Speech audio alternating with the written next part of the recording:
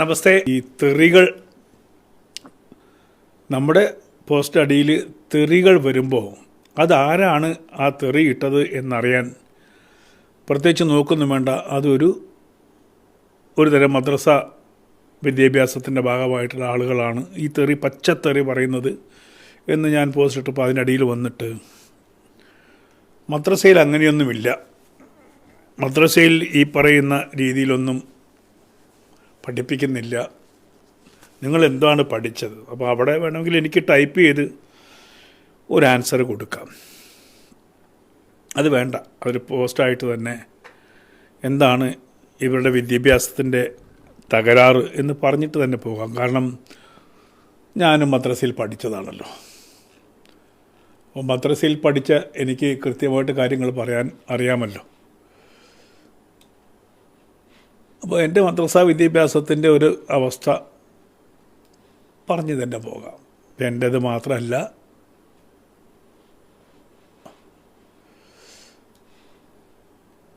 മാത്രമല്ല മറ്റ് പലരുടെ അനുഭവമാണ് ഞാൻ ഈ പറയുന്നത്. കാരണം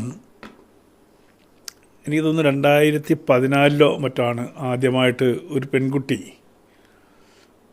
ഒരു പത്രപ്രവർത്തക, മദ്രസാ പീഡനത്തെക്കുറിച്ച് എഴുതുകയും അത് വലിയ ചർച്ചയാകുകയും ഞാൻ അതിൻ്റെ കൂടെ നിൽക്കുകയും അവർക്ക് അനുകൂലമായിട്ട് പ്രതികരിക്കുകയൊക്കെ ചെയ്തിട്ടുള്ള ഒരു വിഷയമുണ്ട്. അപ്പം അതുകൊണ്ട് തന്നെ ഇവരിങ്ങനെ കുത്തി ചോദിക്കുമ്പോൾ ചില കാര്യങ്ങൾ പറയാതെ, എന്തുകൊണ്ട് നിങ്ങൾ ശ്രദ്ധിച്ചിട്ടുണ്ടോ, എന്തുകൊണ്ടാണ് ഇവരെ വായിൽ നിന്ന് ഇത്രമാത്രം തെറികൾ പുറത്തേക്ക് വമിക്കുന്നത്? ഇത് മദ്രസ വിദ്യാഭ്യാസത്തിൻ്റെ ഭാഗം തന്നെയാണ്, ഒരു സംശയവും വേണ്ട. നിങ്ങൾക്കറിയാമോ, എന്നെ സംബന്ധിച്ചോളം എനിക്കൊരു 6 വയസ്സുള്ളപ്പോൾ, അങ്ങനെ തന്നെ പറയാം, 6 വയസ്സുള്ളപ്പോൾ സെക്സിനെ കുറിച്ച് നല്ല നോളജായിരുന്നു. 6 വയസ്സുള്ളപ്പോൾ എനിക്ക് സെക്സിനെ കുറിച്ച് നല്ല നോളജാണ് എന്ന് പറഞ്ഞാൽ നിങ്ങൾ ഒട്ടും അത്ഭുതപ്പെടേണ്ട. അതെങ്ങനെയാണ് കിട്ടിയത്? ഇപ്പം ആ വിദ്വാൻ ഇപ്പം എൻ്റെ അടുത്ത് വന്നിട്ട് മദ്രസയിൽ ഇങ്ങനെയൊന്നും ഇല്ല എന്ന് പറഞ്ഞ് ദീൻ പഠിച്ച വിദ്വാൻ എന്നെ കേൾക്കുന്നുണ്ടെങ്കിൽ കേൾക്കട്ടെ. അതായത് ഒരു മുസൽമാനെ സംബന്ധിച്ചോളം 5-ാമത്തെ വയസ്സിൽ ഈ നിസ്കരിക്കൽ നിർബന്ധമാണ്, നമസ്കാരം നിർബന്ധമാണ്. അപ്പോൾ ആ നമസ്കാരം നിർബന്ധമാകുമ്പോൾ തന്നെ ആ നമസ്കരിക്കണമെങ്കിൽ ചില ചടങ്ങുകളുണ്ട്. അതിൽ പ്രധാനപ്പെട്ട ചടങ്ങാണ് ഒളു എടുക്കൽ. അതായത് ശരീരം വൃത്തിയാക്കൽ എന്നേ ഉള്ളൂ അതിനർത്ഥം, എങ്കിൽ പോലും അതിൽ ചില ചടങ്ങ്. അപ്പോൾ ഒളു എടുത്തതിന് ശേഷമാണ് നമസ്കാരത്തിന് പോവുക. ആ ഒളു മുറിയുന്ന കാര്യങ്ങളുണ്ട്, അതായത് ആ ഒളു ഇല്ലാതാവുന്ന കുറേ കാര്യങ്ങളുമുണ്ട്. അപ്പോൾ ഒളു എടുക്കുന്നത് വളരെ ഈസിയാണ്. കാലും കൈയും ഒക്കെ കഴുകുക, വായിൽ വെള്ളം കുപ്പിക്കുക, മൂക്കിനകത്ത് കയറ്റി ചീറ്റുക, ചെവി തുടയ്ക്കുക, മുടി തുടയ്ക്കുക, ഇതൊക്കെ ഉള്ളൂ. അത് ജലം കൊണ്ട് ചെയ്യുന്ന കാര്യങ്ങൾ. പിന്നെ ഇത് മുറിയുന്ന കാര്യങ്ങളാണ്, ഒന്നും ഇല്ലാതായി പോകുന്ന കാര്യങ്ങളാണ് അടുത്ത പഠനം. ഒന്ന്, ഇപ്പോൾ പുരുഷനെ സംബന്ധിച്ചുള്ള കാര്യങ്ങൾ ആദ്യം പറയാം നമുക്ക്. ഒന്ന്, കീഴ്വായി പോവുക. കീഴ്വായി പോയി കഴിഞ്ഞാൽ ഒന്നും മുറിഞ്ഞു. പിന്നെ രണ്ടാമതും പോയി കയ്യും മുഖവും കാലൊക്കെ കഴുകണം. ഏറ്റവും രസം പറഞ്ഞാൽ കീഴ്വായി പോകുന്ന ആസനത്ത് കൂടിയാണ്, പക്ഷേ കഴുകുന്നത് കയ്യും മുഖവും ഒക്കെയാണ് കഴുകുന്നത്. എന്ത് മണ്ടത്തരാന്ന് ആലോചിച്ച് നോക്കുക. അതിലെന്ത് ശുദ്ധീകരിക്കുന്നു? വായു അധോവായു പോയി, ഉടനെ ഒന്നു മുറിഞ്ഞു, നേരെ പോയി വീണ്ടും കയ്യും കാലും മുഖവും കഴുകുക. ചന്തി കഴുകേണ്ട കാര്യമില്ല. അപ്പോൾ അതാണ്. അപ്പോൾ ഒന്ന് ഞാൻ പറഞ്ഞില്ലേ, അങ്ങനെ അധോവായു പോയി കഴിഞ്ഞാൽ ഒന്നു മുറിയും. മറ്റൊന്ന് പറയുന്നത് എന്താണ്, ഈ ലൈംഗിക അവയവത്തിൽ തൊട്ടാൽ ഒന്നു മുറിയും. അടുത്തത് പറയുന്നതാണ്, എൻ്റെ കൃത്യമായിട്ട് പറയുന്നത്, ലൈംഗിക ബന്ധം ഉണ്ടായാൽ ഒന്നു മുറിയും. ഇപ്പം നമുക്ക് ഈ 5-ാം ക്ലാസ്സിലും 6-ാം ക്ലാസ്സിലും പഠിക്കുന്ന കുട്ടിക്ക് എന്ത് ലൈംഗികത? അപ്പോൾ നമ്മൾ അറിയാതെ വയ്ക്കും. അപ്പോൾ വിശദീകരിച്ചൊരു പറച്ചിലുണ്ട്. ഞാൻ എൻ്റെ ഉസ്താദ് എന്നെ പഠിപ്പിച്ച അതേ ഭാഷ ഞാൻ പറയാം. ലിംഗത്തിൻ്റെ മോതിരക്കണ്ണി യോനിയിലോ ഗുദത്തിലോ പ്രവേശിക്കൽ. കുട്ടികളാരും കേൾക്കരുത്. എന്നെ പഠിപ്പിച്ച എൻ്റെ ഉസ്താദ് പറഞ്ഞു തന്ന അതേ വാക്ക് ഞാൻ പലരോട് ചോദിച്ചപ്പം അത് തന്നെയാണ് ഇപ്പോഴും പറയുന്നത്. അതായത് ലിംഗത്തിൻ്റെ അഗ്രം യോനിയിലോ ഗുദത്തിലോ പ്രവേശിക്കൽ. ഒരു 5-6 വയസ്സുള്ള കുട്ടിയുടെ ചെവിയിലോട്ട് ഇത് പറഞ്ഞു കൊടുത്താലുണ്ടാകുന്ന ഒരവസ്ഥ നിങ്ങൾ ചിന്തിച്ചിട്ടുണ്ടോ?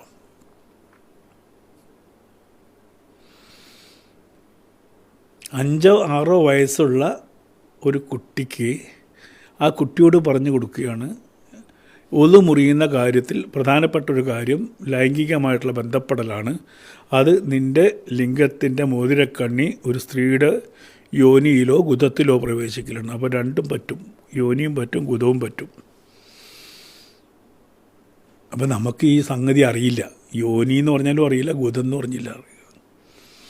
അപ്പോൾ സ്വാഭാവികമായിട്ടും ഈ 6 വയസ്സുകാരനോ 5 വയസ്സുകാരനോ ഒരു ജിജ്ഞാസ ഉണ്ടാവും. എന്താ ഉസ്താദെ ഈ ഗുദം, എന്താ ഉസ്താദെ ഈ യോനി? അവിടെ തീരും, അവിടെ തുടങ്ങും. അതാണ് പെർവേർഷൻ്റെ തുടക്കം, അവിടെയാണ്. ഇപ്പം ന്യായീകരിക്കുന്നുണ്ട്, പലരും ന്യായീകരിക്കും. അങ്ങനെയൊന്നുമില്ല, അങ്ങനെയൊന്നുമില്ല. ഒതു മുറിയുന്ന കാര്യങ്ങൾ എന്താടോ എന്നൊന്ന് കുട്ടികളോട് ചോദിക്കൂ. നിങ്ങൾ മദ്രസയിൽ പഠിക്കുന്ന കുട്ടികളോട് നിങ്ങൾ ചോദിക്കൂ, ഒന്നു മുറിയുന്ന കാര്യങ്ങൾ എന്താ? അവർ കൃത്യമായിട്ട് പറഞ്ഞു തരും. ഒന്നു മുറിയുന്നത് ഇങ്ങനെയാണ്. ഒരു കുരുന്നിൻ്റെ ഉള്ളിലേക്കാണ് ഇത് കയറ്റി വിടുന്നത്. ഈ സെക്സ് കയറ്റി വിടുന്നത് ബുദ്ധി ഉറയ്ക്കാത്ത ഒരു കുരുന്നിൻ്റെ ചെവിയിലേക്കാണ് ഇത്. ആ കുരുന്ന് ഞാനൊക്കെ അന്ന് മുതൽ പെർവേർട്ടഡാ. നമുക്കറിയണ്ടേ യോനി എന്താണെന്നും ഈ ഗുദം എന്താണ്, ഈ പരിപാടി എന്താണെന്ന് നമുക്കറിയണ്ടേ. 5 വയസ്സ് 6 വയസ്സിൽ നമുക്ക് കിട്ടിക്കഴിഞ്ഞാൽ ഇതറിയണ്ടേ എന്താന്ന്. അന്ന് തുടങ്ങും ഈ കുട്ടിയുടെ മാനസികമായിട്ടുള്ള തളർച്ച, അതല്ലെങ്കിൽ ഭ്രാന്ത്. അന്ന് തുടങ്ങും. ഈ പറയുന്ന 5-6 വയസ്സ് തുടങ്ങുന്ന സെക്ഷൽ പെർവേർഷൻ തന്നെയാണ് ഈ നമ്മുടെ അടിയിലൊക്കെ വന്നിട്ട് തള്ളയ്ക്കും തന്തയ്ക്കും മറ്റേതും മറിച്ചതും ഗുഹ്യതയല്ലാത്ത ഒരു വാക്ക് അവർ ഉപയോഗിക്കുന്നില്ലെങ്കിൽ അതിനർത്ഥം ഇത് തന്നെയാണ്, ഇത് തന്നെയാണ്. അതുമാത്രമല്ല, ഈ പറയുന്ന സുനാപ്പി കട്ട് ചെയ്യുന്നുണ്ടല്ലോ. ഇപ്പോൾ സുനാപ്പി കട്ട് ചെയ്യുന്ന ഒരു വ്യവസ്ഥയുണ്ടല്ലോ, ഞാനതിനെക്കുറിച്ച് ഇതിനു മുന്നേയും പറഞ്ഞിട്ടുണ്ട്, എഴുതിയിട്ടുമുണ്ട്. ഒരുപക്ഷെ ജാമിദ ടീച്ചറും ആരിഫ് ഹുസൈനൊക്കെ വരുന്നതിന് എത്രയോ കാലം മുമ്പ് ഈ സുന്നത്തിനെക്കുറിച്ച് ഒരു കഥയായിട്ടാണ് ഞാൻ എഴുതിയത്. അന്ന് ഒരു കഥയായിട്ടാണ് എഴുതിയത്. എൻ്റെ ജീവിതത്തിൽ എൻ്റെ സുന്നത്ത് എനിക്കിപ്പോഴും ഓർക്കുമ്പം എന്താ പറയുക, സഹിക്കാൻ പറ്റില്ല. അന്നൊക്കെ കാണാൻ ഒരു രീതിയിലാണ്. കാരണം അന്ന് ഹോസ്പിറ്റലില്ല, ഒസാന. ഇന്നും അതേ രീതി പിന്തുടരുന്നുണ്ട് ധാരാളം പേര്. കേരളത്തിൽ കുറവാണെന്ന് തോന്നുന്നു, പക്ഷേ കേരളത്തിന് പുറത്തേക്ക് പോയി നോർത്ത് ഇന്ത്യയിലൊക്കെ ഈ ഒസാന്മാരാണ് ഈ പരിപാടി ഒപ്പിക്കുന്നത്. നേരെ എങ്ങനെയത് ചെയ്യുന്നത്? അപ്പോൾ എൻ്റെയും എൻ്റെ 2 സഹോദരന്മാരുടെയും ഒരുമിച്ചാണ് സുന്നത്ത് ചെയ്തത്.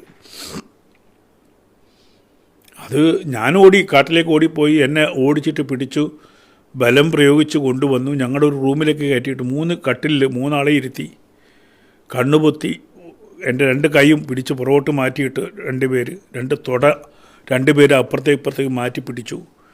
അപ്പോൾ ആദ്യം മുറിക്കുന്നത് എൻ്റെ രണ്ടാമത്തെ ജ്യേഷ്ഠനെയാണ്, അത് കഴിഞ്ഞിട്ട് അടുത്ത ജ്യേഷ്ഠനെ, അത് കഴിഞ്ഞിട്ട് തന്നെ ഈ കണ്ണ് പൊത്തിയതിൻ്റെ ഗ്യാപ്പിലൂടെ ഞാൻ കാണുകയാണ് എൻ്റെ മൂത്ത ജ്യേഷ്ഠൻ്റെ സംഗതി മുറിക്കുന്നത്.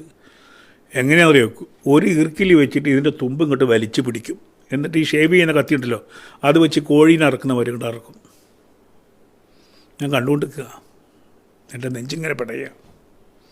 അത് മുറിച്ച് കളഞ്ഞിട്ട് ഈ ബ്ലഡോട് കൂടിയിട്ട് അന്ന് ഡ്രസ്സ് ചെയ്യുന്നത് എങ്ങനെയാണ്? എന്തോ ഒരു പൗഡറുണ്ട്, ആൻറ്റിബയോട്ടിക് പൗഡറുണ്ട്. ആ പൗഡർ അങ്ങിടും. എന്നിട്ട് ചീട്ടി തുണി പോലെ വെള്ള തുണിയില്ലേ, അത് വെച്ച് 4 ചുറ്റാ. അതാണ് ഡ്രസ്സിങ്. ജ്യേഷ്ഠൻ്റെ കഴിഞ്ഞു, അടുത്ത ജ്യേഷ്ഠൻ്റെ കഴിഞ്ഞു, എൻ്റെതും കഴിഞ്ഞു. പിന്നെ അത് കഴിഞ്ഞിട്ടുള്ളൊരു പ്രയോഗമുണ്ട് അന്ന്. ഇത് ഈ മുറിച്ച സംഗതി മാംസവും രക്തവും എല്ലാം കൂടി തുണിയിൽ ചുറ്റിപ്പിടിച്ച് ഇത് കട്ടിയാവും. 2-3 ദിവസം കഴിയുമ്പോൾ ഈ ഒസാൻ വരും. തിളപ്പിച്ച വെള്ളമെടുത്ത് ഈ ലിംഗത്തിൻ്റെ അഗ്രത്തിലേക്ക് ഒരൊറ്റ ഒഴിക്കലാണ്. ദൈവമേ, അതാണ് പ്രാണൻ പോകുന്നത്. എന്നിട്ട് ഈ തുണി വലിച്ച് ഉറയ്ക്കും. ഇതാണ് പ്രോസസ്സ്. അങ്ങനെ ഈ വലിച്ചു പറിക്കും, അപ്പോൾ വീണ്ടും പ്രണാവും, വീണ്ടും ഈ തുണി കെട്ടി, പൗഡർ ഇട്ട് തുണി കെട്ടി, ഇങ്ങനെ കുറേ പ്രാവശ്യം അഴിച്ച് കെട്ടി കഴിയുമ്പോഴത്തേക്കും സംഗതി നമ്മുടെ സോനോഗ്രാഫി പോകും. അല്ലെങ്കിൽ തന്നെ ഒരു വ്യക്തിയുടെ ഏറ്റവും പ്രധാനപ്പെട്ട അവയവമാണ് ലിംഗം. ആണിനെ, ഞാൻ സ്ത്രീകളൊക്കെ പോകുന്നില്ല. ആ ലിംഗത്തിൻ്റെ ഈ മുന്നിലുള്ള സ്കിന്ന് ഈ ലിംഗാഗ്രത്തെ പ്രൊട്ടക്റ്റ് ചെയ്യാനുള്ളതാണ്. നമ്മുടെ കണ്ണിനെ എങ്ങനെയാണോ കൺപോളകൾ പ്രൊട്ടക്റ്റ് ചെയ്യുന്നത്, അതേപോലെ പ്രൊട്ടക്റ്റ് ചെയ്യുന്നൊരു സംഗതിയാണ് ഈ സ്കിന്ന്. അതങ്ങ് മുറിച്ച് കഴിഞ്ഞാൽ പിന്നെ അവിടെ എന്താ ഡ്രൈ ആവും. അവിടെ ഇപ്പം ഹിന്ദുക്കൾക്കൊക്കെ അവിടെ ഒരു ലൂബ്രിക്കേഷൻ ഉണ്ട്. നമ്മുടെ മുസ്ലിങ്ങൾക്ക് അവിടെ ലൂബ്രിക്കേഷൻ പോയിട്ട് അവിടെ ഒന്നുമില്ല, പെട്ടെന്നൊന്നും തിരിച്ചറിയില്ല. അത് ഒരു തരം എന്താണ് മരം പോലെയാവും. ഞാൻ പറയാറുള്ളത്, സാൻഡ് പേപ്പർ ഇട്ടാൽ പോലും ഒരു ഫീലിംഗ് ഇല്ലാത്ത അവസ്ഥയിലേക്ക് വരും. അതുകൊണ്ട് തന്നെയാണ് ഇവർ ഈ പറയുന്നത്, ഒരിക്കലും തൃപ്തി എന്ന് പറയുന്നത് ഈ സമൂഹത്തിന് ഉണ്ടാവില്ല.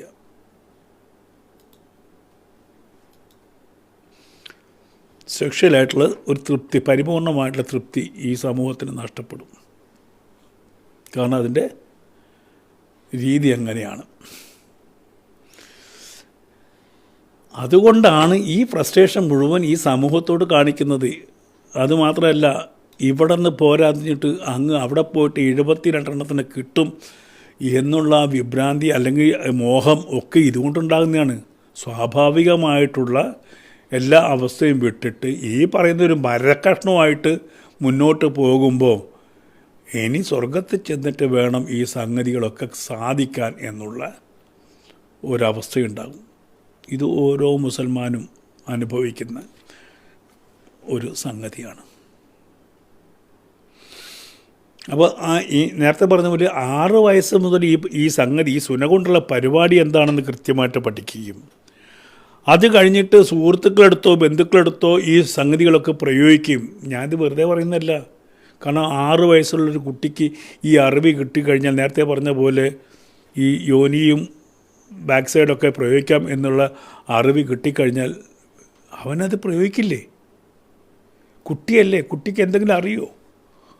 ആ കുഞ്ഞത് ബന്ധുജനങ്ങളെടുത്തോ അല്ലെങ്കിൽ സുഹൃത്തുക്കളെടുത്തോ പ്രയോഗിക്കും. അങ്ങനൊരു സൊസൈറ്റി രൂപപ്പെടും. അങ്ങനെ ആ ഒരു മദ്രസയാണെങ്കിൽ ആ മദ്രസ പഠിക്കുന്ന കുട്ടികൾ മൊത്തം ഇതിൻ്റെ അടിമയാകും. ദർസിൽ പോകുന്ന കുട്ടികൾ മുഴുവൻ ഇതിൻ്റെ അടിമയാകും. ഇങ്ങനെ ഈ ഒരു പ്രവൃത്തി ഇന്നും തുടരുന്നത്. അതുകൊണ്ടാണല്ലോ ഉസ്താദുമാർ പിടിക്കപ്പെടുന്നത്.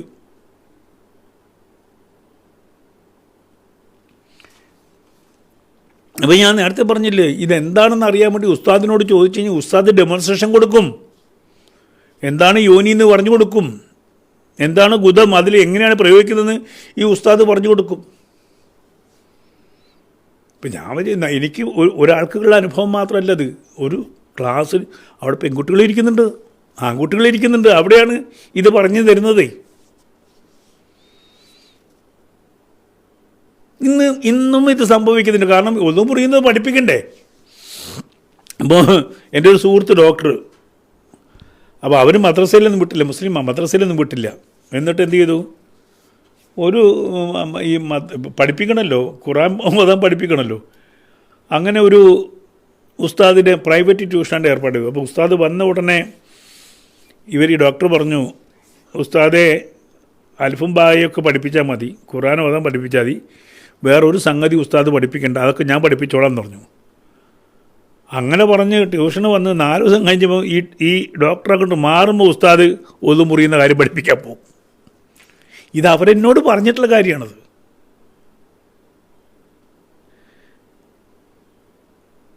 നിങ്ങൾ ചോദിക്കും, നിങ്ങളിപ്പോൾ ഞാൻ പറയുന്നത് നുണയാണോ എന്നുള്ളത്. നിങ്ങൾ ഈ പറയുന്ന 6 വയസ്സുള്ളൊരു കുട്ടിയെ, മദ്രസയിൽ പോകുന്ന കുട്ടിയെ വിളിച്ചിട്ട് നിങ്ങൾ ചോദിക്കുക ഒതു മുറിയുന്ന കാര്യങ്ങളെന്ന് പറഞ്ഞെല്ലാം പറഞ്ഞ് ആ കുട്ടി കൃത്യമായിട്ട് പറഞ്ഞു വരും ഈ പരിപാടിയൊക്കെ.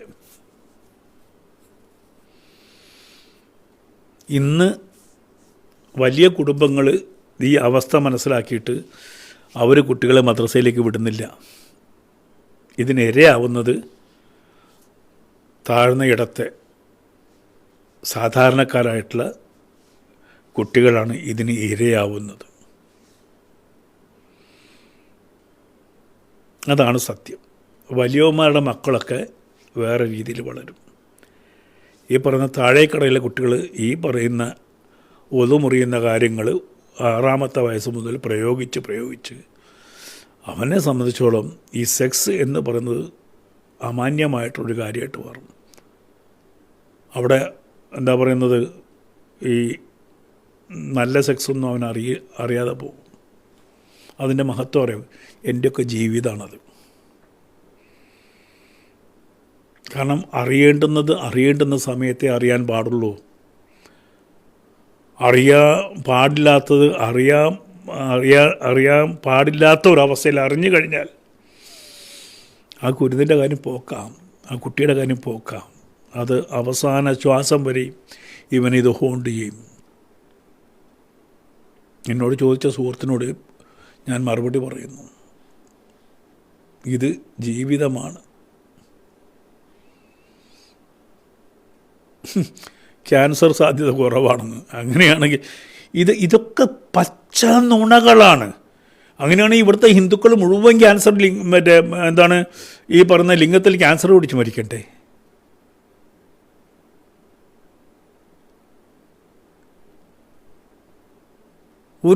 ഒരു സയൻറ്റിഫിക്കലി ഒരു പ്രൂവ് നടന്നിട്ടില്ല. ഇതിൽ ഞാൻ അന്വേഷിച്ചപ്പോൾ ഇത് ഉണ്ടാക്കുന്ന പ്രശ്നങ്ങൾ കൂടുതലാണ്. പിന്നെ ഇവർക്ക് വേണ്ടി സംസാരിക്കുന്ന കുറേ ഡോക്ടേഴ്സ് ഉണ്ട്. കാരണം ഇതിൽ പണം ഉണ്ടാക്കാൻ പറ്റും. ഇതിവർക്ക് വേണ്ടിയിട്ട് ഈ ഇസ്ലാമിക അടയാളപ്പെടുത്തലിന് വേണ്ടിയിട്ട് ശ്രമിക്കുന്ന അവരുണ്ടാക്കുന്ന കഥകളാണ്. ഇത് രോഗത്തെ തടയും, മറ്റതാണ് മറിച്ച് ഒരു രോഗത്തെയും തടയില്ല. അങ്ങനെയാണ് ഇവിടെ ക്രിസ്ത്യാനികൾക്കും ഈ പറയുന്ന ഹിന്ദുക്കൾക്കൊക്കെ രോഗം വരണ്ടേ? മൊത്തം അവർക്ക് രോഗം വരുന്നില്ല, പക്ഷേ മറ്റവർക്ക് രോഗം വരുന്നുണ്ട്. അതാണ് തൃപ്തിയില്ലാത്തൊരു രോഗം അവരെങ്ങനെ ഹോണ്ട് ചെയ്യുന്നുണ്ട്. അതുകൊണ്ടാണ് 1 കിട്ടിയാൽ പോരാ, 2 കിട്ടിയാൽ പോരാ, 3 കിട്ടിയാൽ പോരാ, 4 കിട്ടിയാൽ പോരാ എന്ന് പറയുന്നത്. ഒരു തൃപ്തി എന്ന് പറയുന്ന ഘടകം അതിൽ നിന്ന് പോകുന്നുണ്ട്. നിങ്ങൾ വേറൊന്നും ചിന്തിക്കേണ്ടെന്നേ. ഞാൻ ഒരു ചെറിയ ഉദാഹരണം പറഞ്ഞുതരാം. എൻജിൻ ഓയിൽ ഒഴിക്കാതെ വണ്ടി ഓടിച്ചാൽ എന്തുണ്ടാവും? എൻജിൻ ഓയിൽ ഒഴിക്കാതെ വണ്ടി ഓടിച്ചാൽ എന്താവും? പിസ്റ്റൺ സീസാവും. ഏറ്റവും ചെറിയ ഉദാഹരണം പറഞ്ഞത് പിസ്റ്റൺ സീസാവും അല്ലേ? എൻജിൻ ഓയിൽ വേണം. അപ്പോൾ ഒരു ഹ്യൂമൻ ബോഡിയിൽ ഏറ്റവും പ്രധാനമായ സ്ഥാനത്ത് അവിടെ ഈ പറയുന്ന രതിമൂർച്ചയ്ക്ക് വേണ്ടിയിട്ടാണ് ആ ലൂബ്രിക്കേഷൻ ആണ്ടവൻ ഫിറ്റ് ചെയ്ത് തന്നിരിക്കുന്നത്. പക്ഷെ പടച്ചോൻ ഇത് വിട്ടുപോയി. പടച്ചോൻ പറഞ്ഞ് ഈ നാറികൾ അങ്ങനെ സൂഹിക്കേണ്ട, അതുകൊണ്ട് കട്ട് ചെയ്ത് കളയാന്ന് പറഞ്ഞു. സത്യത്തിൽ ഇത് യഹൂദികളുടെ ഒരു സിസ്റ്റമാണ്. പിന്നെ മറ്റൊന്ന് ഇത് പറയണമെങ്കിൽ ഇതെങ്ങനെ വന്നു വെച്ചാൽ ഇവരൊക്കെ ജീവിച്ചത് മരുഭൂമിയിലാണ്. അന്ന് അണ്ടർവെയറും ഇല്ല, ഒന്നാലോചിച്ച് ജഡ്ഡിയില്ല. നമ്മളെ നാട്ടിലൊക്കെ കോണാനെങ്കിലും ഉണ്ട്, ഇവർക്കൊന്നുമില്ല. അപ്പോൾ ഈ മരുഭൂമിയിൽ ജീവിക്കുമ്പോൾ ഈ പൊടിക്കാറ്റ് വന്നിട്ട് മിക്കവാറും ഈ ഫ്ലൂയിഡ് മൂത്രം ഒഴിക്കുന്ന സ്ഥാനത്തൊക്കെ പൊടിക്കാറ്റ് മണലൊക്കെ അടിച്ച് കയറാൻ സാധ്യത. അപ്പോൾ ഇൻഫെക്ഷൻ ആവും. മറ്റൊന്ന് ഇവർക്ക് വെള്ളമില്ല. അഥവാ ഇൻ്റർകോഴ്സൊക്കെ നടത്തി കഴിഞ്ഞാലും ഇത് ശുദ്ധീകരിക്കാനുള്ള വെള്ളം മരുഭൂമിയിൽ കുറവാണ്. അപ്പോൾ അങ്ങനെ നടക്കും, അങ്ങനെയും വൃത്തിയിടാം. അപ്പോൾ അത്തരം ഘട്ടങ്ങളിൽ അവർക്ക് ഈ മരുഭൂമിയിൽ ജീവിക്കുന്ന അവസ്ഥയിൽ ചിലപ്പോൾ ഇത് മുറിച്ച് കഴിഞ്ഞാൽ ആശ്വാസം കിട്ടും. കാരണം അവിടെ മരവിപ്പ് പോലെ, പിന്നെ അവിടെ മണലായാലും എന്ത്, മരുഭൂമിയിൽ സുഖമായിട്ട് നടക്കാം. അതുകൊണ്ടായിരിക്കണം അവിടെ ഈ സിസ്റ്റം കണ്ടിന്യൂ ചെയ്ത് പോകുന്നത്. അല്ലാതെ ഈ ദൈവത്തിന് എന്തിനാ ഈ തുമ്പിനോട് ഇത്ര ദേഷ്യം? ഇങ്ങനൊരു ദൈവമുണ്ടോ? മനുഷ്യൻ്റെ ലിംഗാഗ്രത്തിനോട് ദേഷ്യം പിടിച്ചിട്ട് അതിനെ മുറിച്ച് കളയാ. ഇത് പുരുഷൻ്റെ കാര്യം നമ്മൾ പറഞ്ഞു, സ്ത്രീയുടെ ഇത് തന്നെയാണ്. സ്ത്രീയുടെ ഈ ലൈംഗിക ഉത്തേജനത്തിന് ഏറ്റവും മർമ്മപ്രധാനമായ ഭാഗമാണ് കട്ട് ചെയ്ത് കളയുന്നത്, ക്രിസരി. അതങ്ങ് മുറിച്ച് കളയും.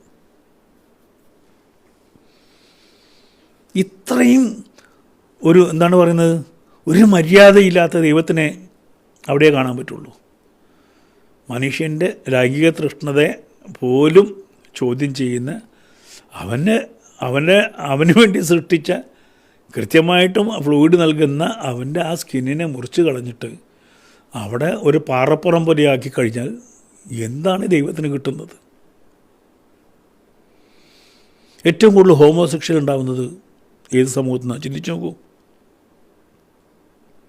ഇപ്പോഴും 15-16 വയസ്സുള്ള ആൺകുട്ടികളെ പീഡിപ്പിച്ചു എന്ന് പറഞ്ഞിട്ട് വാർത്ത വരുന്നത് എവിടുന്നാണ്? ഇത് നിങ്ങൾ വിചാരിക്കുന്നത് മുസ്ലിം സമൂഹത്തെ മാത്രമാണ് ബാധിക്കുന്നത്. അല്ല. എനിക്ക് അറിയാവുന്നൊരു കേസിട്ടുണ്ട്. മുസ്ലിം സ്കൂളുകളിൽ പഠിക്കുന്ന, അല്ലെങ്കിൽ അവരുടെ താമസപൂരുള്ള സ്കൂളുകളിൽ, കോളേജുകളിൽ പഠിക്കുന്നിടത്തൊക്കെ തന്നെയും ഹോസ്റ്റലിൽ നിന്ന് അന്യമതസ്ഥർക്കും ഈ സംഭവം കിട്ടുന്നുണ്ട്. അങ്ങനെ അഡിക്റ്റായ ആളെ എനിക്കറിയാം. ഒരു മുസ്ലിം കോളേജിലെ ഹോസ്റ്റലിൽ നിന്ന് ഇതൊരു പരിപാടിയാക്കി മാറ്റിയിട്ട് പിന്നീട് അതിനൊരു അഡിക്റ്റായിട്ടുള്ള ആളെ എനിക്കറിയാം. അപ്പോൾ ഒരു വിഭാഗത്തെ മാത്രമല്ല ഇത് ബാധിക്കുന്നത്. ഈ ഗുദത്തിലേക്കുള്ള യാത്ര എന്ന് പറഞ്ഞാൽ ഒരു സ്ഥലത്ത് നിൽക്കില്ലല്ലോ, അതിങ്ങനെ തുടർന്നുകൊണ്ടിരിക്കുമല്ലോ. അവൻ എവിടെയാണ് ഈ അവസരം കിട്ടുന്നത് അവിടേക്ക് പോയിക്കൊണ്ടിരിക്കും. അതുകൊണ്ട് എന്നെ ശ്രമിക്കുന്ന മുസ്ലിം സുഹൃത്തുക്കൾ പറയാം, അതിൻ്റെ യുക്തി ആലോചിക്കുക. ദൈവത്തിന് ഇതിനെന്താണ് ഈ മുറിച്ച് കളഞ്ഞിട്ടുള്ള ഒരു അടയാളപ്പെടുത്തുക? അങ്ങനെയാണെങ്കിൽ ദൈവം അത് വയ്ക്കാതെ സൃഷ്ടിച്ചാൽ പോരെ?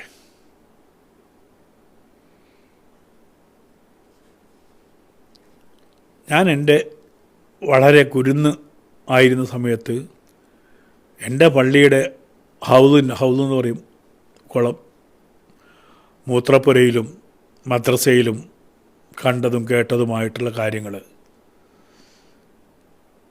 പറഞ്ഞാൽ നിങ്ങൾ വിശ്വസിക്കില്ല.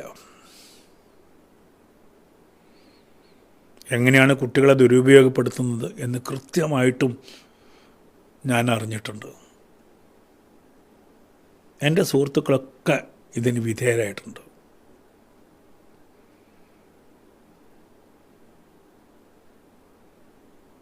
സത്യത്തിൽ ചിന്തിക്കാവുന്ന ഒരു വ്യക്തിക്ക് മദ്രസ ജീവിതം കഴിഞ്ഞതോടുകൂടി ഈ സമൂഹത്തോട്, സമുദായത്തോട് വെറുപ്പ് തോന്നി തുടങ്ങും.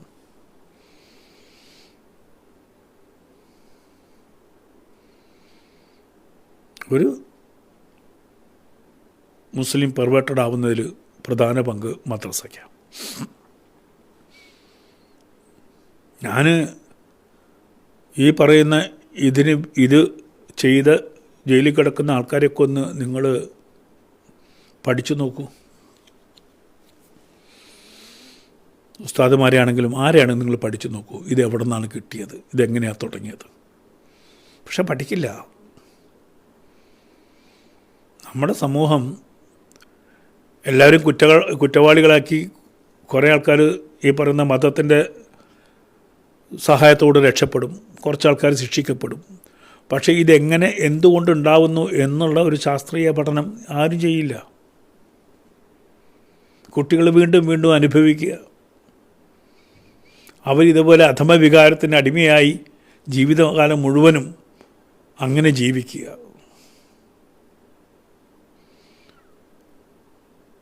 ശാസ്ത്രം ജയിച്ചോ അല്ലെങ്കിൽ ശാസ്ത്രീയമായി മുന്നോട്ട് പോകുന്ന ഒരു സമൂഹത്തിലാണ് ഇത് സംഭവിക്കുന്നത് ഇന്നും.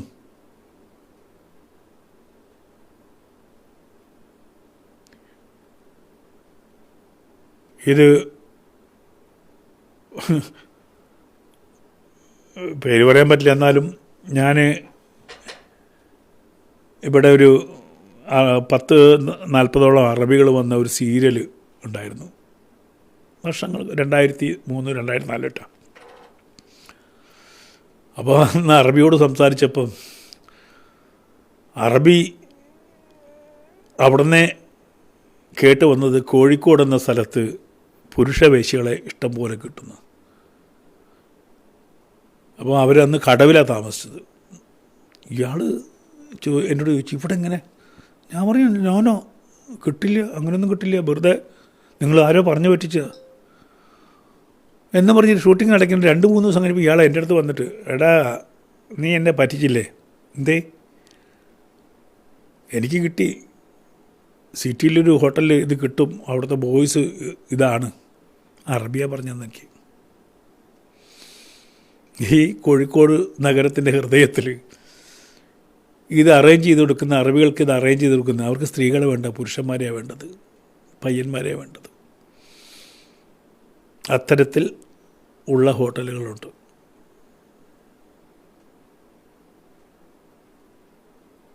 നുണയല്ല, സത്യം. അപ്പോൾ നമ്മൾ സാമാന്യ രീതിയിൽ ഇവിടെ കൊണ്ട് മാത്രം ചിന്തിക്കുകയാണ്, നമ്മുടെ ഒരു കാലാവസ്ഥയിൽ അല്ല, അറബികളും ഇതിന് അഡിക്റ്റാണ്. പല അറബികളുടെയും ഭാര്യമാരെ ആയിട്ട് ഇന്ത്യൻ ഡ്രൈവേഴ്സൊക്കെ ബന്ധപ്പെടുന്നു എന്ന് പറയുന്നു, അവർക്ക് വേണ്ടുന്നത് വേറെയാണെന്ന് പറയുന്നു. ഇതൊക്കെ ഇങ്ങനെ കഥകളായിട്ട് വരുന്നുണ്ട്. നമുക്ക് അതിൻ്റെ ഡീറ്റെയിൽസ് ഒന്നും നമ്മൾ പറയുന്നില്ല, പോട്ടെ. എന്തായാലും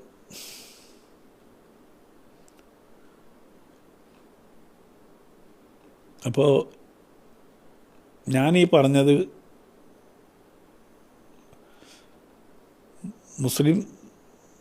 മുസ്ലിങ്ങൾ തന്നെ ശ്രദ്ധിക്കണം. അവർക്കും മക്കളുണ്ട്, ആൺകുട്ടികളുണ്ടാവും.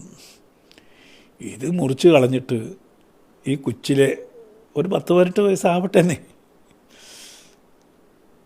എന്തിനാണ് ഈ ഈ ഈ ഒരു ഭ്രാന്തൻ ആശയത്തിന് ഈ പറയുന്ന ശാസ്ത്രം ഇത്രയൊക്കെ വലുതായി?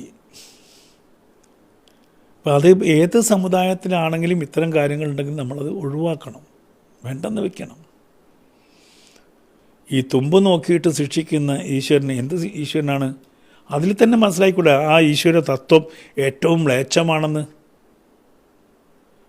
ഒരു പുരുഷൻ്റെയോ സ്ത്രീയുടെയോ നഗ്നതയിലേക്ക് നോക്കി ആ നഗ്നതയിൽ മുറിപ്പാടുകളുണ്ടാക്കി അവരുടെ ജീവിതകാലം മുഴുവൻ ഒരു അനുഭവിക്കാൻ വിടുന്ന ഈ സിസ്റ്റം, ആ സിസ്റ്റത്തിൻ്റെ ഉപജ്ഞാതാവിന് തകരാറുണ്ടെന്നല്ലേ നമ്മൾ മനസ്സിലാക്കേണ്ടത്.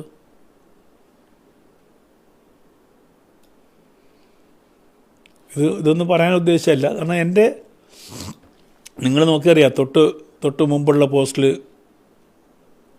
ഒരാൾ എൻ്റെ അടുത്ത് വാശി പിടിച്ച് ധൈര്യമുണ്ട് പറയടാ എന്നൊക്കെ പറഞ്ഞു. വേണ്ടെന്ന് വെച്ചതാ, പക്ഷെ പറയണം. ഇനിയുള്ളൊരു തലമുറയ്ക്ക് ആരെങ്കിലും ഇതിൽ വിശ്വസിക്കാത്തവർ ദയവായിട്ട് നിങ്ങൾ നിങ്ങളുടെ കുഞ്ഞിനെ ഇത് ചെയ്യരുത്. മദ്രസയിലെ കാര്യം ഇതാണ് എന്നുള്ളത് 100 വട്ടം ഇത് പ്രത്യേകിച്ച് പറയേണ്ട കാര്യമല്ല. സകല മുസ്ലിങ്ങൾക്കും, ഇപ്പം ഏജ്ഡായിട്ടുള്ള എന്നെപ്പോലുള്ള എല്ലാവർക്കും അറിയാം, എല്ലാവർക്കും ഈ അനുഭവം ഉണ്ടായിട്ടുമുണ്ട്.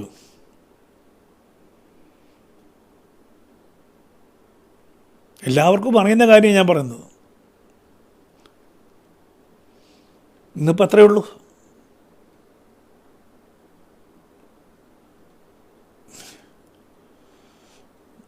മുറിയന്മാരും വന്ന് എന്തുവാടേ നീ പുലമ്പുന്നത്, നിനക്കൊന്നും വേറെ പണിയൊന്നുമില്ലേ? റഷീദിന് നൊന്തു. റഷീദ, ഞാൻ ഒരല്പം പോലും നുണ പറഞ്ഞിട്ടില്ല. നിൻ്റെ അള്ളാഹുവിന് എന്തിനാടാ ഈ തുമ്പ്? നീ ചിന്തിച്ചിട്ടുണ്ടോ?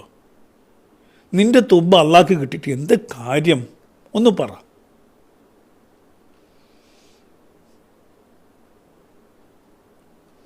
മുസ്ലിങ്ങളായിട്ടുള്ള ബൈജു ഇത് അവർ മനസ്സിലാക്കാത്തത് കൊണ്ടല്ല, പക്ഷെ ഈ മതം എന്ന ഭ്രാന്ത് അവരെ ബാധിച്ചിട്ടുണ്ട്. അവരുടെ കുട്ടികളല്ലേ ചെയ്ത്. ഒന്ന് ആലോചിച്ച് നോക്കൂ, ഒരു മാസമെങ്കിലും ആവാതെ മുറിച്ചിട്ട് എത്ര പേര് ഇക്കൊല്ലം കൊല്ലപ്പെട്ടു? ഈ കേരളത്തിൽ എത്ര കുഞ്ഞുങ്ങളെ കൊന്നു അവർ ഇത് മുറിച്ചിട്ട്?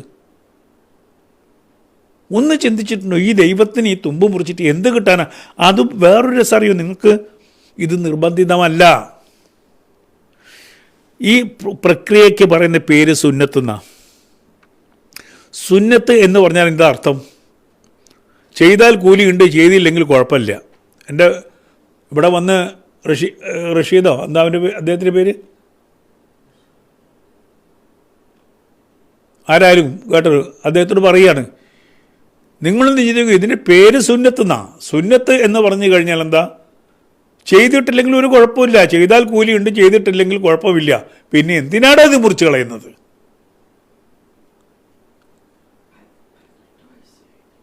നീ 10-18 വയസ്സ് കഴിഞ്ഞിട്ട് ഇതിൻ്റെ അവസ്ഥയൊക്കെ ഒന്ന് മനസ്സിലാക്കിയിട്ട് മുറിച്ചോ?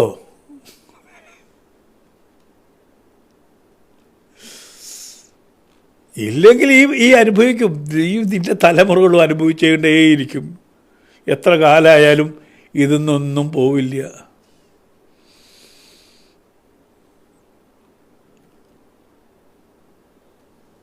ശരിക്കും അതെ, ബാർബേറിയൻസ് തന്നെയാണത്, യാതൊരു സംശയവുമില്ല. കാരണം യുക്തി കൊണ്ട്, കാരണം അതിൽ പറയുന്നുണ്ട് ഈ സുന്നത്ത് എന്ന് പറഞ്ഞ കാരണം നിർബന്ധിതമല്ല.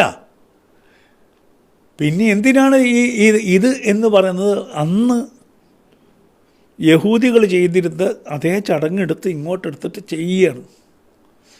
ഇസ്ലാം എന്ന് പറഞ്ഞാൽ യഹൂദ മതത്തിൽ നിന്ന് മോഷ്ടിച്ചതാണ് മൊത്തം. ബാങ്ക് വിളി അങ്ങനെ തന്നെ മോഷ്ടിച്ചതാണ്. നമസ്കാരം യഹൂദികളിൽ നിന്ന് മോഷ്ടിച്ചതാണ്. സുന്നത്ത് യഹൂദികളിൽ നിന്ന് മോഷ്ടിച്ചതാണ്. പക്ഷെ നമ്മുടെ ചെറുപ്പക്കാർ, ഇപ്പോൾ എന്നെ വന്ന് തെറി വിളിക്കുന്ന ചെറുപ്പക്കാരെ ഒന്ന് ഗൂഗിൾ ചെയ്ത് നോക്കിക്കൂടെ നിങ്ങൾക്ക്? ലോകത്തിലേക്ക് ഇസ്ലാമിൻ്റെ ആവിർഭാവം മുതൽ ഇസ്ലാമിൻ്റെ ഹിസ്റ്ററി മുതൽ ഇതൊക്കെ ചർച്ച ചെയ്യപ്പെടുന്നുണ്ട് ലോകത്ത്. നമ്മൾ മാത്രമല്ല ചർച്ച ചെയ്യുന്നത്, ഇംഗ്ലീഷുകാർ ചർച്ച ചെയ്യുന്നുണ്ട്, എല്ലാ രാജ്യത്തും ചർച്ച ചെയ്യുന്നുണ്ട്. ഇസ്ലാം എങ്ങനെ തുടങ്ങി, ഇസ്ലാമിൻ്റെ മുൻപേ ഉള്ള സംഗതികളാണ് ഈ പിന്തുടരുന്നുള്ള എല്ലാവർക്കും അറിയാം. അള്ളാഹ് ആരാന്ന് ചോദിച്ചു കഴിഞ്ഞാൽ അള്ളാഹ് ഒരു ബിംബമായിരുന്നു എന്നുള്ളത് ജനങ്ങൾക്കറിയാം. അള്ളാഹ് ഒരു ബിംബമായിരുന്നു. ആ ബിംബത്തെ, ബാക്കിയെല്ലാ ബിംബങ്ങളെയും തകർത്തുകൊണ്ട് ഒരു ബിംബത്തെ സ്വീകരിച്ചതാണ് ഇസ്ലാം. ഇതൊക്കെ ഒന്ന് ഗൂഗിൾ ചെയ്ത് ക്ലിയറായിട്ട് പോയി കഴിഞ്ഞാൽ മനസ്സിലാക്കാവുന്ന കാര്യങ്ങളേ ഉള്ളൂ. പിന്നെ ഇത് തന്നെ ആണ് ഞാൻ പറഞ്ഞത്, സുന്നത്താണെങ്കിൽ സുന്നത്തല്ലേ, നിങ്ങളെന്തിനാണ് നിർബന്ധിക്കുന്നത് ചോദിച്ചാൽ ഒരു തീരുമാനം എടുത്താൽ വലിയൊരു ജനത രക്ഷപ്പെടാൻ യുവത്വം. നിങ്ങൾ നിസ്കരിച്ചോ നോമ്പെടുത്തോ ഒരു കുഴപ്പവും ഞാൻ പറയുന്നില്ല. എന്ത് വന്നാലും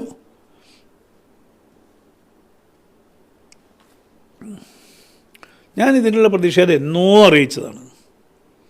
നിങ്ങൾക്ക് തുമ്പ് എന്ന് പറഞ്ഞിട്ടൊരു നല്ല കഥ, ചെറുകഥ ഞാൻ എഴുതിയിട്ടുണ്ട്. അതിലുണ്ട് എല്ലാം. എത്രയോ വർഷങ്ങൾക്ക് മുമ്പാണ്, അന്ന് മുതൽ തുടങ്ങിയതാണ് ഇവരെൻ്റെ പുറകെ നടക്കാൻ. തുമ്പന്വേഷിച്ച് തുമ്പ് കിട്ടിയോ? തുമ്പ് കിട്ടിയിട്ട് കാര്യമില്ലടോ. പ്രകൃതി എത്തിയാലുള്ള ഒരു സംഗതി നഷ്ടപ്പെട്ട് കഴിഞ്ഞാൽ തിരിച്ചു കിട്ടില്ല ജീവിതത്തിൽ. നിൻ്റെ മക്കളൊക്കെ അനുഭവിച്ചുകൊണ്ടിരിക്കുകയാണ്. ആരും വന്ന് തർക്കിക്കാനൊന്നും വരുന്നില്ല. വന്നവരൊക്കെ പോയി അല്ലേ? മുഹമ്മദ് നിയാസെ, ഞാൻ പറഞ്ഞല്ലോ, എന്തെങ്കിലും തെറ്റുണ്ടോ നിയാസെ? പറ.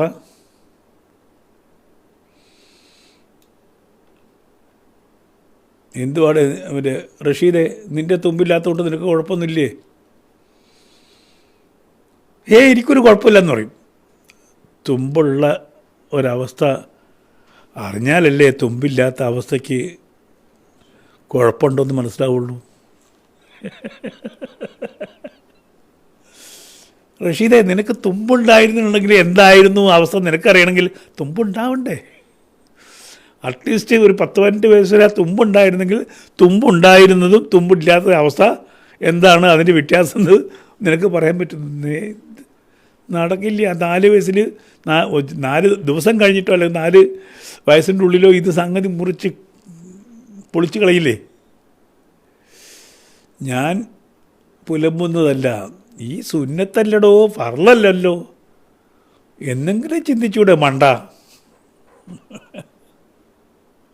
നിർബന്ധിതമല്ല ഇത്. ഈവൻ മുഹമ്മദ് പ്രവാചകൻ ഇത് ചെയ്തിട്ടില്ല എന്നാണ് പറഞ്ഞത്. ജന്മന എങ്ങനെയായിരുന്നൊക്കെ പറഞ്ഞു. ജന്മന ഇതുപോലെ സ്കിൻ മാറിക്കിടക്കുന്ന ഇഷ്ടംപോലെ ഉണ്ടാവാറുണ്ട്. പക്ഷേ അത് അപൂർവമായിട്ട് അങ്ങനെ സ്കിന്ന് മാറിക്കിടക്കുന്നുണ്ടാവും.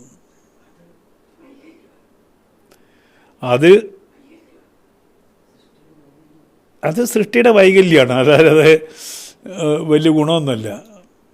ഏതായാലും പുള്ളിയെടുത്ത് മുറിച്ചതായിട്ട് രേഖ എവിടെയില്ല. ഈ പ്രവാചകൻ്റെത് മുറിച്ചതായിട്ട് അതിനു വേണ്ടി ഉണ്ടാക്കിയൊരു കഥയാണ്. ഏത് ജന്മം കൊണ്ടേ അങ്ങനെ ആയിരുന്നു എന്നുള്ള ഒരു കഥ ഉണ്ടാക്കിയതാണ്. അല്ലാതെ അദ്ദേഹത്തിന് ആരും സുന്നത്ത് ചെയ്തിട്ടില്ല. സുന്നത്ത് ചെയ്തത് മുഴുവനും ഈ പറയുന്ന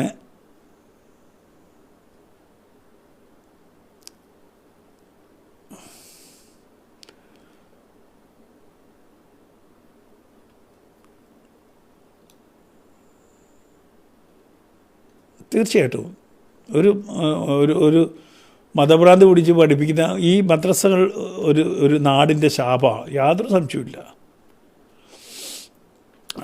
അവിടുത്തെ ട്രീറ്റ്മെൻറ്റും അവിടെ കുട്ടികളെ എങ്ങനെയാണ് ട്രീറ്റ് ചെയ്യുന്നുള്ളതൊക്കെ കൃത്യമായിട്ട് അറിയാം. പക്ഷേ അംഗീകരിച്ചു തരില്ല. ഇസ്ലാമിൻ്റെ ഈ മുസ്ലിങ്ങൾക്കുള്ളൊരു കുഴപ്പമാണത്. ഞാൻ ആ വിഭാഗത്തിൽ നിന്നിട്ട് തന്നെ ഇതിനെക്കുറിച്ച് സംസാരിക്കുമ്പോൾ അംഗീകരിക്കില്ല. ഇത് മതപരമായ പ്രശ്നമാണ്, നിനക്കെന്താ പ്രശ്നം, അവരെന്തെങ്കിലും ആയിക്കോട്ടെ എന്നുള്ള ഒരു സമീപനമാണ്. 5 വയസ്സിലുള്ള 6 വയസ്സുള്ളപ്പോഴാണ് എൻ്റെ ഉസ്താദിൻ്റെ അടുത്ത് ഒരു രാത്രിയിൽ ഞാൻ അനുഭവിച്ചത്. എന്നെ പിടിച്ച് വലിച്ച് എൻ്റെ തുണി മുഴുവൻ പിടിച്ച് പറിച്ചിട്ട് ഞാൻ അവിടുന്ന് ഓടി രക്ഷപ്പെട്ടു.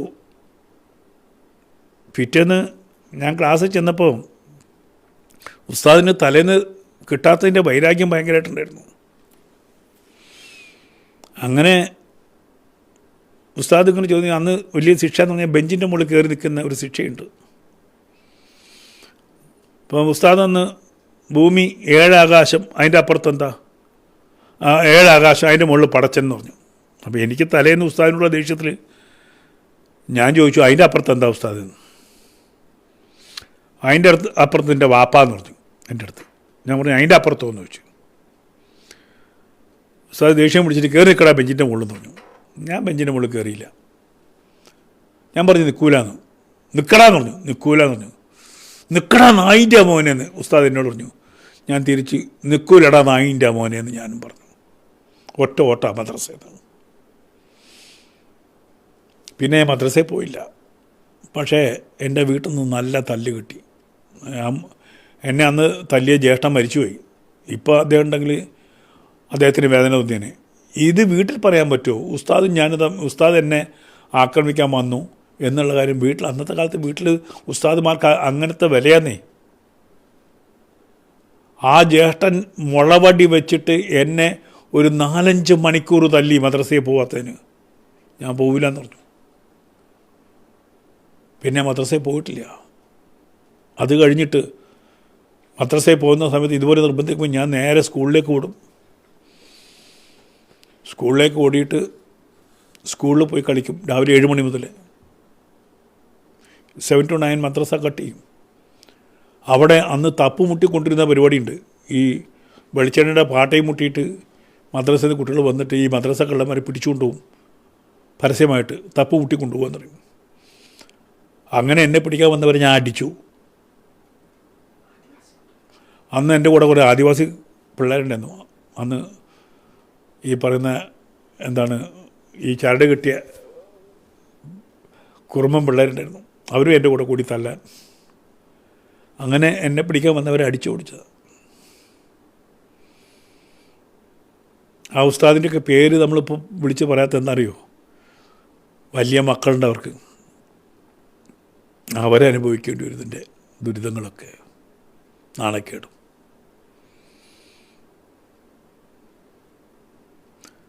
അന്ന് ഈ അവസ്ഥ വീട്ടിൽ പറയാൻ പറ്റാത്തതുകൊണ്ട്, നാണക്കേടായതുകൊണ്ട് ഈ ജ്യേഷ്ഠൻ്റെ അടി മുഴുവൻ ഏറ്റുവാങ്ങിയ ആളാണ് ഞാൻ.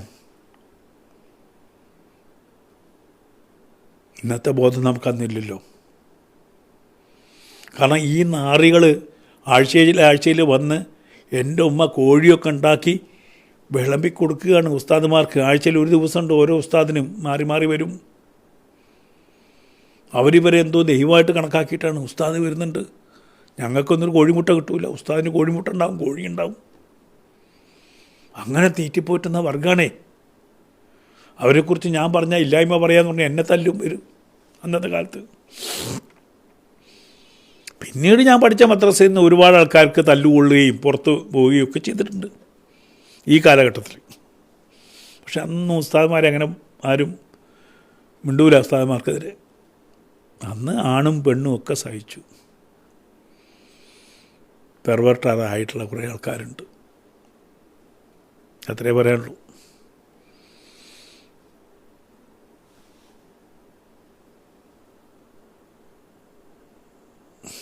മുസ്ലിങ്ങൾക്ക് മനസ്സിലാവില്ല, മതം അവരുടെ ബോധമണ്ഡലത്തെ മരവിപ്പിച്ച് നിർത്തിയിരിക്കുകയാണ്. ബോധമുള്ളവർക്ക് മനസ്സിലാവും.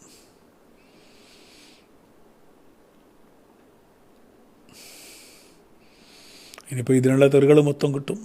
ഇതിൻ്റെ അടിയിൽ തെറികളുടെ കൂമ്പാരമായിരിക്കും. ഈ ഭാഷ കിട്ടുന്ന അവിടെ നിന്നാണ്, മദ്രസന്ന് കിട്ടുന്നത്. ഈ ഉമ്മാൻ്റെ ഡാഷും ഒക്കെ കിട്ടുന്നത് ഈ മദ്രസകളിൽ നിന്നാണ്. കാരണം കിതാബിലതുണ്ട് പോലും. ഞാൻ അടുത്ത കാലത്താണ് നമ്മുടെ ആരിഫ് ഹുസൈനൊക്കെ ഇത് വായിച്ചു തന്നപ്പോഴാണ്. അപ്പം ഇത് അതിൻ്റെ ഒരു ഭാഗമാണ് തെറി. അല്ലാ തെറി പറഞ്ഞിട്ടുണ്ടെന്ന് പറഞ്ഞ്. അപ്പോൾ തെറി പറയുന്ന അവരെ സംബന്ധിച്ച് കുറ്റാരല്ല. നമ്മൾ പറയുന്നത് തെറി പറഞ്ഞാൽ അത് ശരിയല്ലെന്നല്ലേ നമ്മുടെ സംസ്കാരങ്ങൾ. ഇത് ഒരു കുഴപ്പമില്ല. മതത്തിന് വേണ്ടി എന്ത് തെറിയും പറയാം.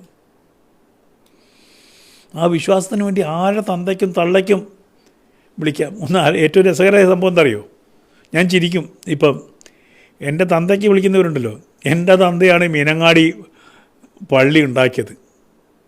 ഏത് സ്വന്തം കൈകൊണ്ട് പള്ളി ഉണ്ടാക്കിയ ആളാണ് എൻ്റെ തന്ത. അങ്ങേർക്കത് വേണം.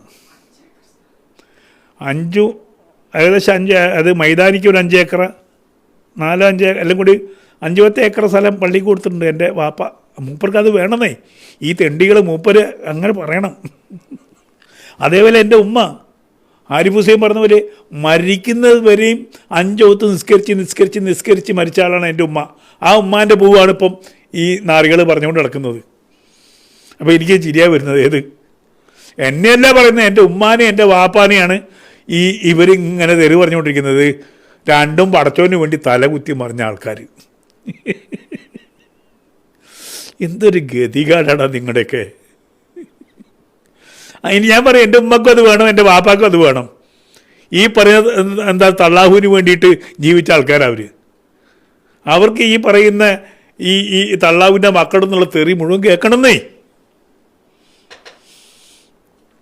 അപ്പോൾ സമയമായി അല്ലേ?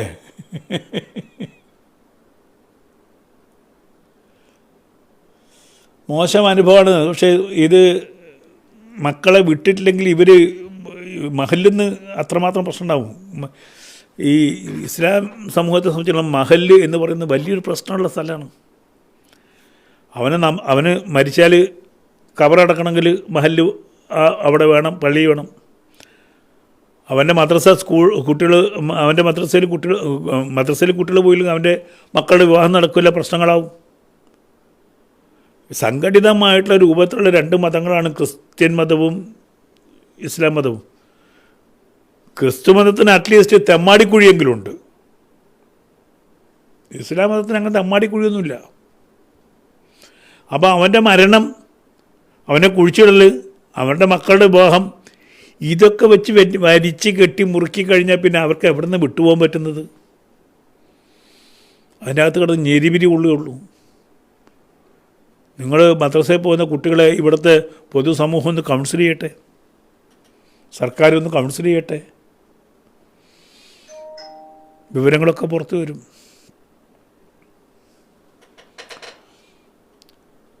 എന്തായാലും ഇന്ന് എൻ്റെ അടുത്ത് വന്ന സുഹൃത്തിന് ഈ മറുപടി മതിയാവും എന്ന് വിചാരിക്കുന്നു. ഇത് എന്തായാലും ശരി, ഈ പരിപാടി നല്ലതിനല്ല. അതിൽ യാതൊരു ശാസ്ത്രീയതയില്ല, അതുകൊണ്ടൊരു ഗുണവുമില്ല. ഈ സുന്നത്ത് ഒരു പാപമാണ്, ഒരു തലമുറയോട് ചെയ്യുന്ന പാപമാണ്.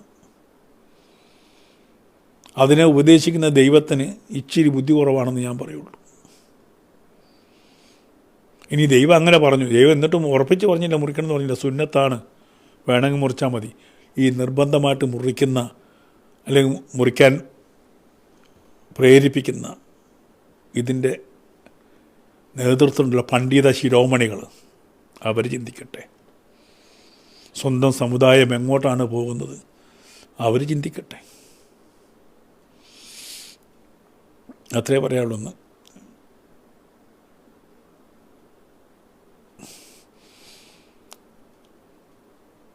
ഇല്ല, അവരുടെ കുഴപ്പമല്ല, അവരുടെ മതം തന്നെയാണ് കുഴപ്പം, അവരുടെ മദ്രസ തന്നെയാണ് കുഴപ്പം. അതൊന്ന് കിട്ടിയ അവരുടെ ഗ്രന്ഥങ്ങളിൽ നിന്ന് കിട്ടിയ, കാരണം ആ ഗ്രന്ഥങ്ങളിലെ അവസ്ഥ ഏറ്റവും ക്രൂരമായിട്ടാണ് അല്ലേ, അതായത് യുദ്ധമല്ല അവർ ചെയ്തിട്ടുള്ളത്. ഗോത്രങ്ങൾ കൊള്ളയടിക്കാൻ വേണ്ടിയിട്ട് കൊള്ളയടിക്കുക, കുട്ടികളുടെ തുണി പൊന്തിച്ച് നോക്കി രോമം മുളച്ചോ എന്ന് നോക്കി കൊല്ലുക, മുളച്ചവരൊക്കെ കൊല്ലുക, മുളയ്ക്കാത്തവരെ അടിമകളാക്കുക. അങ്ങനെ അടിമത്ത സംസ്കാരത്തിൻ്റെ ഭാഗമാണത്. അത് പെട്ടെന്നൊന്നും മാറില്ല. ഒരു കൊലപാതകം ഏറ്റവും ക്രൂരമായിട്ട് എങ്ങനെ നടത്താൻ പറ്റും എന്ന് ചിന്തിക്കുന്ന സമൂഹമാണ് ഈ ജിഹാദികൾ. അത് നിഷ്കളങ്കരായിട്ടുള്ള മനുഷ്യരുണ്ട്, ഇല്ലെന്ന് ഞാൻ പറയുന്നില്ല. പക്ഷെ ആ നിഷ്കളങ്കരായ മനുഷ്യർ ഇതിനൊക്കെ സാക്ഷിയായിട്ട് മൗനം ഭജിച്ച് നിൽക്കേണ്ടി വരുന്ന അവസ്ഥയുണ്ട്. അവരുടെ മൗനമാണ് ഈ പറയുന്ന ഇത്തരം കാര്യങ്ങളിലേക്ക് സമൂഹത്തെ നയിക്കുന്നത്.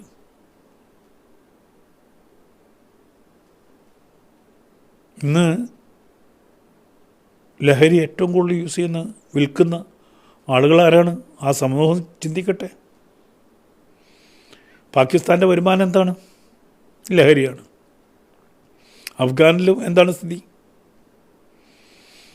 ലോകത്തേക്ക് എല്ലായിടത്തും ലഹരി ഒഴുക്കുന്നത് ഈ പറയുന്ന സമുദായമാണ്. അവർക്കതിൽ കുറ്റബോധം തോന്നുന്നില്ല. ഹവാല നടത്തിയ കുറ്റബോധം തോന്നുന്നില്ല. മലശോചനയ്ക്കുള്ള ഭാഗത്ത് സ്വർണം കുത്തിക്കയറ്റിയിട്ട് കൊണ്ടുവന്നാലും വിഷമം തോന്നുന്നില്ല.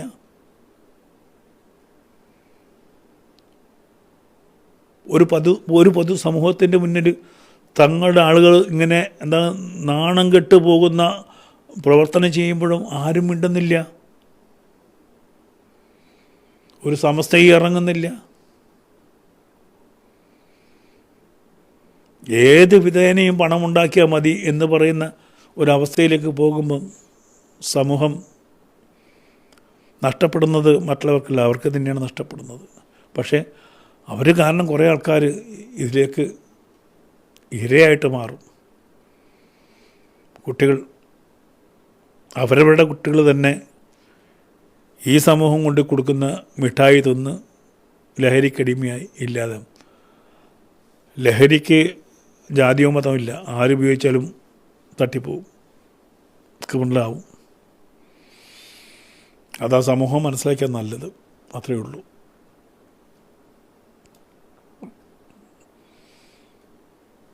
താങ്ക് യു എല്ലാവരോടും. നാളെ നമുക്ക് അടുത്ത വിഷയമായിട്ട് വരാം. ഇന്നിപ്പോൾ ഇത് പറയണമെന്ന് ആഗ്രഹിച്ചല്ല, ചോദിച്ച് വാങ്ങുകയാണ്. അത്രയേ ഉള്ളൂ. നന്ദി, നമസ്കാരം. എല്ലാവർക്കും ശുഭരാത്രി. മനുഷ്യർ നന്നാവട്ടെ, മനസ്സ് നന്നാവട്ടെ എന്നേ പ്രാർത്ഥിക്കാനുള്ളൂ.